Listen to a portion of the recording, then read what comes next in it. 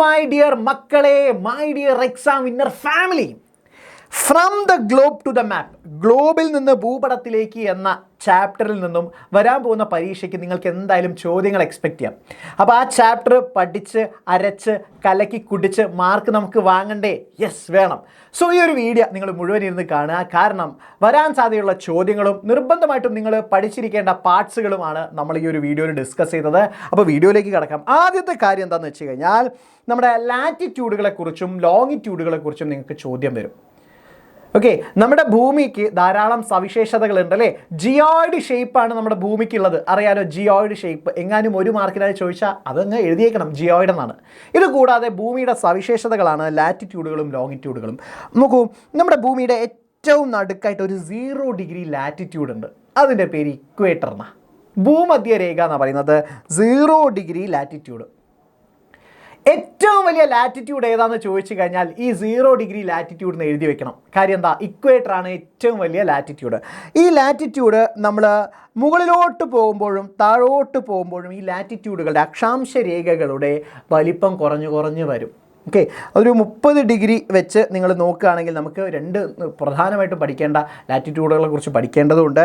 So ലാറ്റിറ്റ്യൂഡിൻ്റെ ഏറ്റവും വലിയ സവിശേഷത എന്താണെന്ന് വെച്ചാൽ ലാറ്റിറ്റ്യൂഡുകൾ പോളാർ ഭാഗങ്ങളിലേക്ക്, ധ്രുവങ്ങളിലേക്ക് പോകുമ്പോൾ അക്ഷാംശ രേഖകളുടെ വലിപ്പം കുറഞ്ഞു വരും എന്നുള്ളത് നിർബന്ധമായിട്ട് പഠിക്കുക. ഏറ്റവും വലിയ ലാറ്റിറ്റ്യൂഡാണ് ഇക്വേറ്റർ. ഓക്കെ, നമ്മൾ ഈ ഹെമിസ്ഫിയറുകളെയും കുറിച്ച് അറിയേണ്ടതുണ്ട്. നമ്മുടെ ഭൂമിയുടെ ഇക്വേറ്ററിനെ വെച്ച് നമ്മളെ ഭൂമിയെ 2 കഷ്ണമാക്കി മാറ്റുകയാണെങ്കിൽ മുകളിലുള്ള ഭാഗത്തിനെ നോർത്തേൺ ഹെമിസ്ഫിയർ, മലയാളത്തിൽ ഉത്തരാർദ്ധഗോളം എന്നും താഴെ ദക്ഷിണാർദ്ധഗോളം സദേൺ ഹെമിസ്ഫിയർ എന്നാണ് പറയാം. ഓക്കെ, അപ്പോൾ 2 ഹെമിസ്ഫിയറുകളും നമുക്ക് എന്തായാലും പഠിച്ചു വെക്കേണ്ടതാണ്. ഇതോടുകൂടി നിങ്ങളത് പഠിച്ച് മനസ്സിലാക്കുക. ഇനി നമ്മുടെ ഭൂമിയിൽ ചില ലാറ്റിറ്റ്യൂഡിനൽ സർക്കിൾസ് ഉണ്ട്. ഓക്കെ, ഏറ്റവും വലിയ ലാറ്റിറ്റ്യൂഡിനെ ഇക്വേറ്റർ എന്ന് വിളിക്കുന്നു. അതിൻ്റെ മുകളിലോട്ടായിട്ട് 23 ഡിഗ്രി 1/2 നോർത്തിലുള്ളതിൻ്റെ പേര് ട്രോപ്പിക് ഓഫ് ക്യാൻസർ, മലയാളത്തിൽ ഉത്തരായന രേഖ എന്നാണ് പറയുക. ഓക്കെ, ഇക്വേറ്ററിൻ്റെ മുകളിലായിട്ട് 23 ഡിഗ്രി 1/2 നമ്മൾ ഒരു ലാറ്റിറ്റ്യൂഡ് വരയ്ക്കുകയാണെങ്കിൽ അതിൻ്റെ പേര് ഉത്തരായന രേഖ അല്ലെങ്കിൽ ട്രോപ്പിക് ഓഫ് ക്യാൻസർ എന്നാണ്. അതിൻ്റെ മുകളിലേക്കായിട്ട് പിന്നെ 66 ഡിഗ്രി 1/2 ഒരു ലാറ്റിറ്റ്യൂഡ് ഉണ്ട്. അതിൻ്റെ പേര് ആർട്ടിക് സർക്കിൾ, ആർട്ടിക് വൃത്തം എന്നാണ്. ഇനി താഴോട്ട് വരികയാണെങ്കിൽ 23 1/2 ഡിഗ്രി തെക്ക് സൗത്തിൽ ഒരു ലാറ്റിറ്റ്യൂഡ് ഉണ്ട്. അതിൻ്റെ പേര് ദക്ഷിണായന രേഖ, ട്രോപ്പിക് ഓഫ് കാപ്രിക്കോൺ എന്നാണ്. കൂടാതെ വീണ്ടും ഒരു 66 1/2 അന്റാർട്ടിക് വൃത്തം അല്ലെങ്കിൽ അന്റാർട്ടിക് സർക്കിൾ എന്ന് പറയുന്ന ഒരു ഭാഗം കൂടെ ഉണ്ട്. 2 പോളാർ റീജിയനുകളാണുള്ളത്. 90 ഡിഗ്രി മുകളിലായിട്ടാണ് ഇവരെ സിറ്റുവേറ്റ് ചെയ്തിരിക്കുന്നത്. ഓക്കെ, 90 ഡിഗ്രി മുകളിലായിട്ട്. ഇനി നമുക്ക് പഠിക്കേണ്ട ആളാണ് ലോങ്ങിറ്റ്യൂഡുകൾ അഥവാ രേഖാംശ രേഖകൾ. ആദ്യം നമ്മൾ പഠിച്ചു ലാറ്റിറ്റ്യൂഡുകൾക്ക് വലിപ്പം കുറഞ്ഞു വരും. പക്ഷേ ലോങ്ങിറ്റ്യൂഡിനൊരു സവിശേഷത ഉണ്ട്.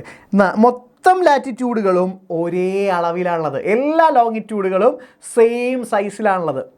കൂടാതെ 2 പോളാർ റീജിയനുകളെ കണക്റ്റ് ചെയ്തുകൊണ്ടാണ് ലോങ്ങിറ്റ്യൂഡുകൾ വരുന്നത്. ഇപ്പോൾ ലോങ്ങിറ്റ്യൂഡ് എന്ന് പറയുന്നത് പോളാർ റീജിയൻ വരെയാണ്. നോർത്തേൺ പോൾ എന്നൊരു സദേൺ പോൾ വരെ നമ്മൾ ഒരു വര വരയ്ക്കുകയാണെങ്കിൽ അതിനെ ലോങ്ങിറ്റ്യൂഡിനൽ എന്ന് വിളിക്കുന്നു, അഥവാ രേഖാംശ രേഖകൾ എന്ന് വിളിക്കുന്നു.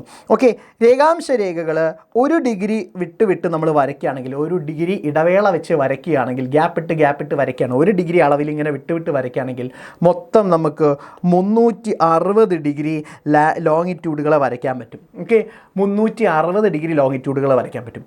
ഇതിൽ തന്നെ 2 ലോങ്ങിറ്റ്യൂഡുകൾക്ക് കുറച്ച് സവിശേഷതകളുണ്ട്. അവരാരൊക്കെയാണെന്ന് നോക്കാം. ഒന്നാമത്തെ ആൾ 0 ഡിഗ്രി ലോങ്ങിറ്റ്യൂഡാണ് കേട്ടോ. 0 ഡിഗ്രി ലോങ്ങിറ്റ്യൂഡ് ആണ്. ഇവനെ വിളിക്കുന്നത് എന്താണ്? Prime Meridian. 0 ഡിഗ്രി ലോങ്ങിറ്റ്യൂഡിനെ നമ്മൾ വിളിക്കുന്നത് പ്രൈം മെറിഡിയൻ. ഓക്കെ, ലണ്ടൻ്റെ അടുത്തുള്ള ഗ്രീനിച്ച് എന്ന് പറയുന്ന സ്ഥലത്തൂടെയാണ് ഈ ഒരു ലോങ്ങിറ്റ്യൂഡ് കടന്നു പോകുന്നത്, 0 ഡിഗ്രി ലോങ്ങിറ്റ്യൂഡ് കടന്നു പോകുന്നത്. ഓക്കെ, അപ്പോൾ ആ സ്ഥലത്തിനെ ഗ്രീനിച്ച് മെറിഡിയൻ എന്ന് വിളിക്കും. ആ ഒരു ലൈനിനെ, ലോങ്ങിറ്റ്യൂഡിനെ 0 ഡിഗ്രി ലോങ്ങിറ്റ്യൂഡിനെ ഗ്രീനിച്ച് മെറിഡിയൻ എന്ന് വിളിക്കും. പിന്നെ വേറൊരാളുള്ളത് 180 ഡിഗ്രി പിറകിലായിട്ട്, ഇതിൻ്റെ നേരെ പിറകിലായിട്ട് ഒരു 180 ഡിഗ്രി ലോങ്ങിറ്റ്യൂഡ് ഉണ്ട്. അവൻ്റെ പേരാണ് ഇൻ്റർനാഷണൽ ഡേറ്റ് ലൈൻ അഥവാ അന്താരാഷ്ട്ര ദിനാങ്കരേഖ. അപ്പോൾ ലോങ്ങിറ്റ്യൂഡിൻ്റെ പ്രധാന ഉദ്ദേശം എന്താ? നമ്മുടെ ടൈം കാൽക്കുലേറ്റ് ചെയ്യുക എന്നുള്ളതാണ്.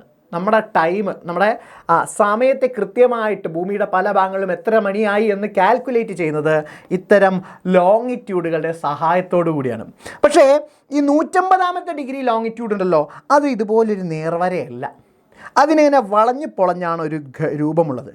കാര്യം അതിനെ നമ്മൾ ഇൻ്റർനാഷണൽ ഡേറ്റ് ലൈൻ എന്നാണ് വിളിക്കുന്നത്. ഇതിൻ്റെ അടിസ്ഥാനത്തിലാണ് നമ്മൾ ദിവസങ്ങൾ കാൽക്കുലേറ്റ് ചെയ്യുന്നത്. സോ ഇപ്പോൾ നോക്കൂ, ഈ ഒരു ഇൻ്റർനാഷണൽ ഡേറ്റ് ലൈൻ കടന്നു പോകുന്ന ഇവിടെ നമ്മൾ കൃത്യമായിട്ടൊരു വരയാണെങ്കിൽ ഒരേ സ്ഥലത്ത് 2 ദിവസമായി മാറും അല്ലേ? ഒരേ രാജ്യത്ത് തന്നെ അല്ലെങ്കിൽ ഒരേ സിറ്റിയിൽ തന്നെ 2 ദിവസം, ഒരു ദിവസം തിങ്കൾ, ഒരു ദിവസം ചൊവ്വ എന്നായി മാറും. അപ്പോൾ അത് ഭയങ്കര കൺഫ്യൂഷനല്ലേ സ്കൂളിൽ പോകുന്ന ആളുകൾക്ക്, കുട്ടികൾക്ക്, പിന്നെ ജോലിക്ക് പോകുന്നവർക്ക്, ട്രാൻസ്പോർട്ടേഷൻ എല്ലാം ബുദ്ധിമുട്ടായത് കാരണം ഇൻ്റർനാഷണൽ ഡേറ്റ് ലൈനിൽ ചെറിയൊരു അഡ്ജസ്റ്റ്മെൻറ്റ് നടത്തിയിട്ട് കുറച്ച് സിഗ്സാഗ് ആക്കിയിട്ട് വച്ചിട്ടാണ് വരച്ചിട്ടുള്ളത്. അത് പ്രകാരം എന്ത് ചെയ്യാണ്, നമുക്ക് കൃത്യമായിട്ട് ഡേ കാൽക്കുലേറ്റ് ചെയ്യാൻ പറ്റും. So 0 degree longitude prime Meridian എന്നാണ് നമ്മൾ വിളിക്കുന്നത്, ഗ്രീനിഷ് മെറിഡിയൻ എന്ന് വിളിക്കും. 180ാമത്തെ ഡിഗ്രി ലോങ്ങിറ്റ്യൂഡ് നമ്മൾ വിളിക്കുന്ന പേര് അന്താരാഷ്ട്ര ദിനാങ്കരേഖ അല്ലെങ്കിൽ ഇൻ്റർനാഷണൽ ഡേറ്റ് ലൈൻ എന്നാണ്. സോ ഈ ഒരു കാര്യങ്ങൾ നിങ്ങൾ നിർബന്ധമായിട്ടും പരീക്ഷയ്ക്ക് പഠിച്ചു വെക്കേണ്ടതുണ്ട്. പിന്നെ ലോങ്ങിറ്റ്യൂഡ് അടിസ്ഥാനത്തിൽ നമുക്ക് വെസ്റ്റേൺ ഹെമിസ്ഫിയർ ഉണ്ട്, ഈസ്റ്റേൺ ഹെമിസ്ഫിയറും ഉണ്ട്. കിഴക്കേ അർദ്ധഗോളവും പടിഞ്ഞാറേ അർദ്ധഗോളവുമായിട്ട് മാറ്റിയിട്ടുണ്ട്. ഓക്കെ, ഇങ്ങനെ നമ്മൾ ലാറ്റിറ്റ്യൂഡും ലോങ്ങിറ്റ്യൂഡുകളും കൃത്യമായിട്ട് നമ്മുടെ ഭൂമിയിൽ വരയ്ക്കുകയാണെങ്കിൽ കുറേ കള്ളികളുണ്ടാവും, കള്ളി ആയിട്ട് വരും. ഇത് നമുക്ക് ഒരുപാട് ഉപകാരപ്പെടും.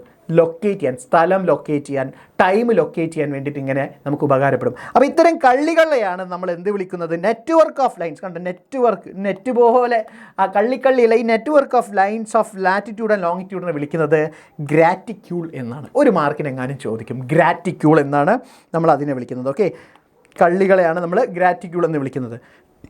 ഇതിൻ്റെ ഉപകാരത്തിലാണ് നമ്മൾ ഗ്ലോബൽ ഇൻഫർമേഷൻ സിസ്റ്റം ഒക്കെ, നമ്മളെ ഭൂമിയെക്കുറിച്ചുള്ള വിവരങ്ങളൊക്കെ ശേഖരിച്ച് വെക്കുന്നത്. ഓക്കെ, അപ്പോൾ ഭൂമിയുടെ പൊസിഷനിങ് ഒക്കെ കറക്റ്റാക്കി വെക്കാൻ വേണ്ടിയിട്ട് നമ്മൾ ഈ ഒരു സാധനമാണ് യൂസ് ചെയ്യുന്നത്. സോ ഗ്ലോബൽ ഇൻഫർമേഷൻ സിസ്റ്റം പ്രകാരമാണ് നമ്മൾ ഭൂമിയെക്കുറിച്ചുള്ള വിവരങ്ങൾ ശേഖരിച്ചു വയ്ക്കുന്നത്. കമ്പ്യൂട്ടറുകളിലും മാപ്പിലും ഡിജിറ്റൽ ഫോമുകളുമായിട്ടാണ് നമ്മൾ ഭൂമിയുടെ വിവരങ്ങൾ, പല സ്ഥലത്തെക്കുറിച്ചുള്ള വിവരങ്ങളും കിട്ടുന്നത്. എന്തൊക്കെ തരങ്ങൾ വിവരങ്ങളാണ് നമുക്ക് കിട്ടുന്നതെന്ന് പറയാം. നമുക്ക് ആ സ്ഥലത്തിനെ കുറിച്ചുള്ള ഫിസിയോഗ്രഫി മനസ്സിലാക്കാൻ പറ്റും. മലകളാണോ, കുന്നുകളാണോ, പുഴകളാണോ, വനങ്ങളാണോ, തീരപ്രദേശമാണോ, കൃഷിയിടങ്ങളാണോ, എല്ലാം എന്നതിനെക്കുറിച്ചെല്ലാം നമുക്ക് മാപ്പ് കൃത്യമായിട്ട് ഡിജിറ്റൽ മാപ്പുകളിൽ നമുക്കിപ്പോൾ സേവ് ചെയ്യാൻ പറ്റും, സ്റ്റോർ ചെയ്യാൻ പറ്റും. ഇത് കൂടാതെ നമ്മൾക്ക് എക്സാക്റ്റ് ലൊക്കേഷനും ഡയറക്ഷനും ഒക്കെ നമുക്ക് ഈ ഗ്ലോബൽ ഇൻഫർമേഷൻ സിസ്റ്റം വഴി സേവ് ചെയ്യുന്നത് വഴി കിട്ടും. കാര്യം നമ്മളിപ്പോൾ നോക്കുകയാണെങ്കിൽ നമുക്ക് സൊമാറ്റോ, സ്വിഗ്ഗി, ഡെലിവറി സാധനങ്ങളൊക്കെ ഇല്ലേ, ഇതൊക്കെ എക്സാക്റ്റ് ലൊക്കേഷനിൽ എത്തിച്ചു കൊടുക്കുന്നത് എങ്ങനെയാണെന്ന് അറിയോ, ഈ ഒരു ഗ്ലോബൽ ഇൻഫർമേഷൻ സിസ്റ്റം വെച്ചുകൊണ്ടാണ്. സോ ഇത്രയും പാർട്ടുകൾ നിങ്ങൾ എന്തായാലും പഠിക്കേണ്ടതുണ്ട്. ഇതെങ്ങാനും ഒരു ചെറിയ പാരഗ്രാഫ് എഴുതാനൊക്കെ നിങ്ങൾക്ക് വരാൻ സാധ്യതകളാണ്. അപ്പോൾ നിങ്ങൾ മറക്കരുത്, ലാറ്റിറ്റ്യൂഡുകളും ലോങ്ങിറ്റ്യൂഡുകളെയും കുറിച്ച് കൃത്യമായി മനസ്സിലാക്കുക, ഗ്രാറ്റിറ്റ്യൂഡുകളെ കുറിച്ച് മനസ്സിലാക്കുക.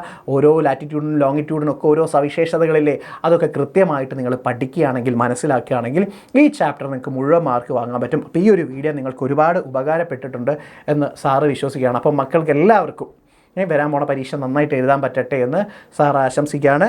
കൃത്യമായിട്ട് ഈ ചാപ്റ്റർ നോക്കിക്കഴിഞ്ഞാൽ മുഴുവൻ മാർക്കും കിട്ടും. അപ്പോൾ ഓൾ ദ ബെസ്റ്റ്.